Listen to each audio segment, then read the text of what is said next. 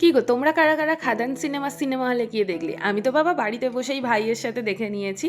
আর সকালবেলা ঘুম থেকে উঠে বেরিয়েই দেখি কাকার কোলে উঠে কথা বসে আছে, তো তাই জন্য তাকে আদর করে আমি বেরিয়ে পড়লাম পড়তে।